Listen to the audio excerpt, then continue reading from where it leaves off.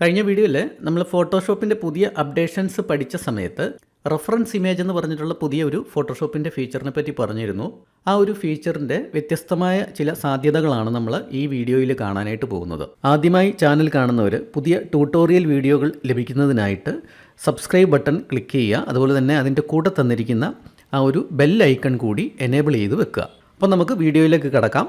ഇവിടെ ഒരു വ്യക്തിയുടെ ഫോട്ടോ നിങ്ങൾക്ക് കാണാം. ഈ ഒരു വ്യക്തിയുടെ ഔട്ട്ഫിറ്റ്, അതായത് അപ്പർ ഔട്ട്ഫിറ്റ്, അതായത് ഈ ഒരു ഷർട്ടും അതുപോലെ തന്നെ ഈ ഒരു ബനിയനും നമുക്ക് മാറ്റിയിട്ട് അവിടെ വേറൊരു ഔട്ട്ഫിറ്റ് കൊണ്ടുവരണം എന്ന് വിചാരിക്കുക. അങ്ങനെയാണെന്നുണ്ടെങ്കിൽ അത് റെഫറൻസ് ഇമേജ് ഉപയോഗിച്ചിട്ട് എങ്ങനെ ചെയ്യാം എന്നുള്ളതാണ് ആദ്യമായിട്ട് നമ്മൾ നോക്കാനായിട്ട് പോകുന്നത്. ആ ചിത്രത്തിൽ നമുക്ക് മാറ്റേണ്ട ഭാഗം ഒന്ന് സെലക്ട് ചെയ്യുക എന്നുള്ളതാണ് നമ്മൾ ആദ്യമായിട്ട് ചെയ്യേണ്ടത്. അപ്പോൾ നമുക്ക് പെട്ടെന്നൊരു സെലക്ഷൻ കൊണ്ടുവരുന്നതിനായിട്ട് നമുക്കിവിടെ ഒബ്ജക്റ്റ് സെലക്ഷൻ ടൂളുണ്ട്. ആ ടൂൾ ഉപയോഗിക്കാം.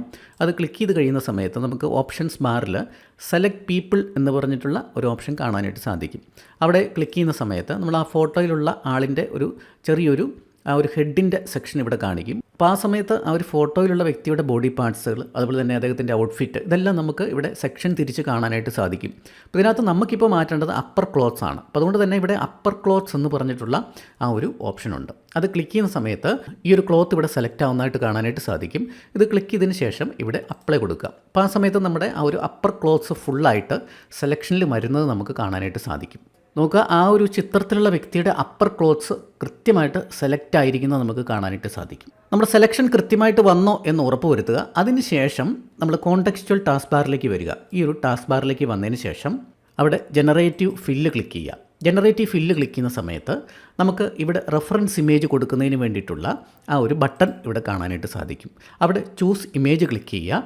അതിനുശേഷം നമുക്ക് എന്ത് ഓബ്ജക്റ്റാണ് അവിടെ വരേണ്ടത്, എന്ത് ഡ്രസ്സാണ് അവിടെ കൊടുക്കാനായിട്ട് ഉദ്ദേശിക്കുന്നത്, അതൊന്ന് സെലക്ട് ചെയ്ത് കൊടുക്കുക. ഞാൻ ഈ ഒരു ജാക്കറ്റ് ഇവിടുന്ന് സെലക്ട് ചെയ്ത് കൊടുക്കുകയാണ്. അപ്പോൾ ആ സമയത്ത് നമുക്കിവിടെ റെഫറൻസ് ടു എന്ന് പറഞ്ഞിട്ടുള്ള സ്ഥലത്ത് ഒബ്ജക്റ്റ് എന്ന് പറഞ്ഞിട്ടുള്ള ആ ഒരു ഓപ്ഷൻ ഓട്ടോമാറ്റിക്കായിട്ട് അവിടെ ടിക്ക് വരുന്നതായിട്ട് കാണാനായിട്ട് സാധിക്കും. അതിനുശേഷം നമുക്ക് താഴേക്ക് നോക്കിക്കഴിഞ്ഞാൽ ഇൻറ്റൻറ്റ് എന്ന് പറഞ്ഞിട്ടുള്ള ആ ഒരു ഓപ്ഷനിലേക്ക് നോക്കിക്കഴിഞ്ഞാൽ സ്വാപ്പ് ദ സെലക്റ്റഡ് ഏരിയ, അതായത് ഈ ഒരു ഏരിയ ആണ് നമുക്ക് മാറ്റേണ്ടത്. അത് മാറ്റിയിട്ട് ഈ ഒരു ഔട്ട്ഫിറ്റ് അവിടെ കൊണ്ടുവരിക എന്നുള്ളതാണ് ഉദ്ദേശിക്കുന്നത്. Place into the selected area. Place into the selected area കൊടുത്തു കഴിഞ്ഞാലും കുഴപ്പമൊന്നുമില്ല. നമ്മൾ ഓൾറെഡി സെലക്ഷൻ ചെയ്ത് വെച്ചിരിക്കുന്ന ഏരിയയാണ് place into the selected area എന്ന് ഉദ്ദേശിക്കുന്നത്. ആ ഒരു സെലക്റ്റഡ് ഏരിയയിലേക്ക് നമ്മളിപ്പോൾ കൊടുത്തിരിക്കുന്ന ആ ഒരു ഓബ്ജക്റ്റിനെ കൃത്യമായിട്ട് അവിടെ പ്ലേസ് ചെയ്യും. നമുക്കിവിടെ സ്വാപ്പ് ദി സെലക്റ്റഡ് ഏരിയ കൊടുക്കാം. അതിനുശേഷം ജനറേറ്റ് കൊടുക്കാം. നോക്കുക, കൃത്യമായിട്ട് നമ്മൾ റെഫറൻസ് കൊടുത്ത ആ ഒരു ഔട്ട്ഫിറ്റ് ഇവിടെ കൃത്യമായിട്ട് വന്നിരിക്കുന്നതായിട്ട് നമുക്ക് കാണാനായിട്ട് സാധിക്കും. ഇനി അടുത്ത ഒരു ഉദാഹരണം നമുക്കൊന്ന് നോക്കാം. അടുത്തൊരു ഫോട്ടോ ഞാനിവിടെ ഓപ്പൺ ചെയ്തിട്ടുണ്ട്. നമുക്ക് ഒബ്ജക്റ്റ് സെലക്ഷൻ ഉപയോഗിച്ചിട്ട് ഒരു സെലക്ട് പീപ്പിളിൽ അപ്പർ ക്ലോത്ത്സ് നമുക്കൊന്ന് സെലക്ട് ചെയ്യാം. അപ്പർ ക്ലോത്ത്സ് കൃത്യമായിട്ട് സെലക്ട് ചെയ്തിട്ടുണ്ട്. ജനറേറ്റീവ് ഫില്ലിലേക്ക് വരുന്നു. നമ്മുടെ റെഫറൻസ് ഇമേജ് കൊടുക്കാനായിട്ട് പോവുകയാണ്. ഇവിടെ ഞാനൊരു ബ്ലൂ കളറിലുള്ള ഒരു ജാക്കറ്റ് കൊടുക്കാനായിട്ട് പോവുകയാണ്. അത് സെലക്ട് ചെയ്തു. അതിനുശേഷം ഓപ്പൺ കൊടുത്തു. ശേഷം ജനറേറ്റ് കൊടുക്കുകയാണ്. നമുക്ക് കൃത്യമായിട്ട് ആ ജാക്കറ്റ് അവിടെ പ്ലേസ് ആയിട്ടുണ്ട്. നമുക്ക് 3 വേരിയേഷൻസും ഇവിടെ കിട്ടിയിട്ടുണ്ട്.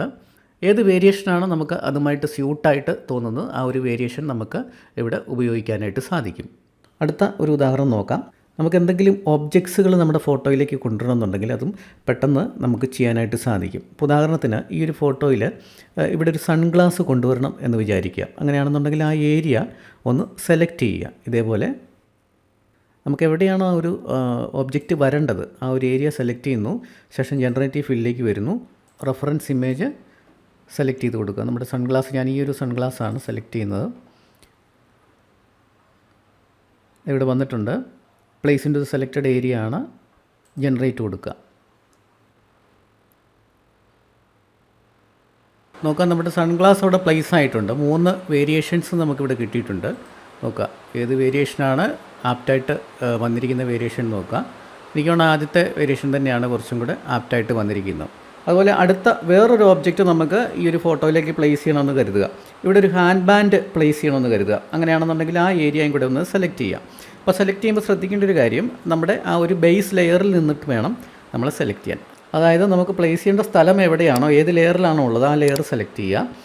അതിനുശേഷം ആ ഒരു ഏരിയ സെലക്ട് ചെയ്യുക. നിങ്ങൾക്ക് എവിടെയാണ് ആ ഹാൻഡ് ബാൻഡ് വരേണ്ടത് ആ ഒരു ഏരിയ ഇതേപോലെ ഒന്ന് സെലക്ട് ചെയ്ത് കൊടുക്കാം. ശേഷം ജനറേറ്റീവ് ഫില്ലിലേക്ക് വരിക. ശേഷം നിങ്ങൾക്ക് എന്ത് ഹാൻഡ് ബാൻഡാണ് അവിടെ വരേണ്ടത് ആ ഹാൻഡ് ബാൻഡ് ഒന്ന് സെലക്ട് ചെയ്ത് കൊടുക്കുക. ശേഷം ഓബ്ജക്റ്റ് അതുപോലെ place into the selected area generate. നമുക്ക് ആ ഹാൻഡ് ബാൻഡ് കൃത്യമായിട്ട് ഇവിടെ പ്ലേസായി വന്നിട്ടുണ്ട്. 3 വേരിയേഷനുകൾ നമുക്കിവിടെ കിട്ടിയിട്ടുണ്ട്. രണ്ടാമത്തും മൂന്നാമത്തും വേരിയേഷൻ അത്ര പ്രോപ്പറല്ല. നമുക്ക് ഒന്നാമത്തെ വേരിയേഷൻ തന്നെയാണ് ഏകദേശം പ്രോപ്പറായിട്ട് കിട്ടിയിരിക്കുന്നത്. അടുത്ത ഒരു ഉദാഹരണത്തിലേക്കാണ് നമ്മൾ പോകുന്നത്. ഇവിടെ ഒരു ടേബിൾ നമുക്ക് കാണാം. ആ ഒരു ടേബിളിലേക്ക് നമുക്കൊരു ഓബ്ജക്റ്റിനെ പ്ലേസ് ചെയ്യണമെന്ന് കരുതുക.